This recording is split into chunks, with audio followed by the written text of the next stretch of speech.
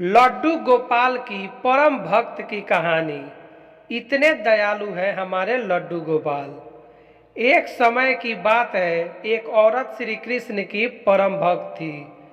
उनके पास लड्डू गोपाल विग्रह थे, जिनकी वह रोज सेवा करती थी। एक बार तीर्थ यात्रा के लिए उसे 1 मास के लिए घर से दूर जाना था। उसने अपनी बहू, जिसकी अभी नई नई शादी हुई थी, से कहा कि मेरे तीर्थ यात्रा पर जाने के बाद तुम लड्डू गोपाल जी की सेवा करना। बहू कहने लगी, ठीक है माँ जी, आप मुझे विधि बता दें, मैं पूरी श्रद्धा से उनकी सेवा करूंगी।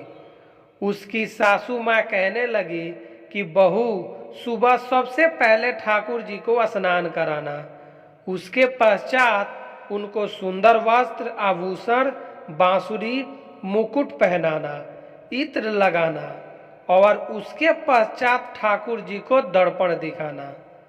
दर्पण में जब ठाकुर जी मुस्कुराए तो उनको भोग लगा देना।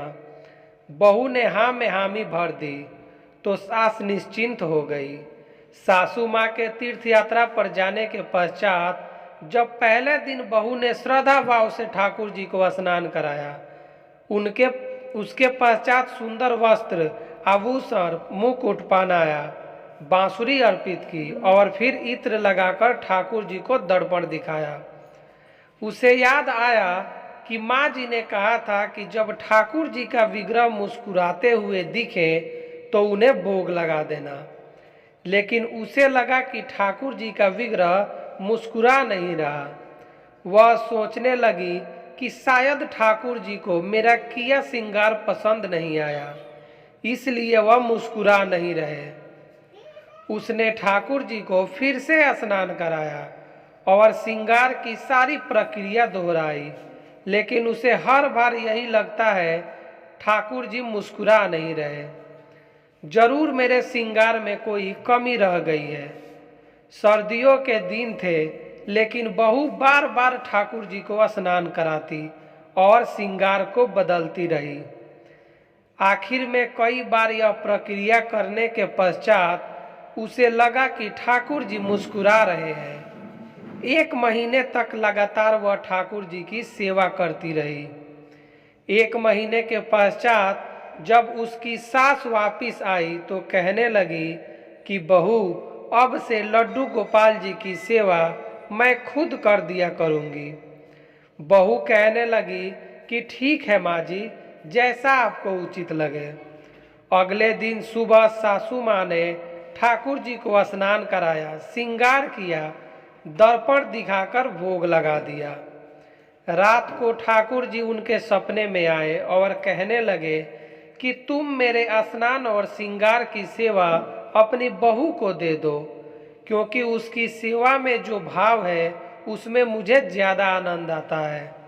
तुम भी मुझे हर रोज स्नान कराती हो, लेकिन उसने मुझे स्नान कराया, वस्त्र, आभूषण, मुकुट, बांसुरी पहनाए, लेकिन जब भी वह मुझे दर्पण दिखाती तो उसे लगता कि मैं मुस्कुरा नहीं रहा, इसलिए बार बार मुझे स्नान कराया, वस्त्र आभूषण बदले।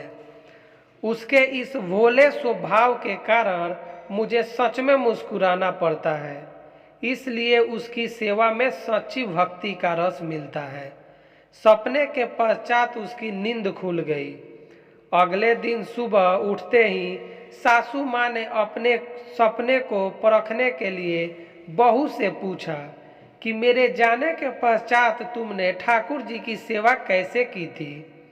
बहू ने सारी बात सासू माँ को बता दी। सास बहू से कहने लगी कि तू धन्य हो, तुम्हारे कारण मुझे स्वप्न में ठाकुर जी के दर्शन हुए। और बहू से कहने लगी कि ठाकुर जी चाहते हैं कि उनकी स्नान और श्रृंगार तुम करवाया करो। यह कहते हुए सास ने अपनी स्वप्न को बहू को सुना दिया। इसलिए तो कहते हैं कि भगवान की सेवा सच्चे भाव से करनी चाहिए, क्योंकि वह सच्चे भाव पर रिश्ते हैं, बाहरी दिखावे पर नहीं। जय श्री कृष्ण। दोस्तों, ठाकुर जी की आज की ये कहानी आपको कैसी लगी, कमेंट बॉक्स में कमेंट करके ज़रूर बताएं। अगर ये कहानी आपको अच्छी लगी तो वीडियो को लाइक करें, चैनल को सब्सक्राइब करें और वीडियो को ज़्यादा से ज़्यादा शेयर करें।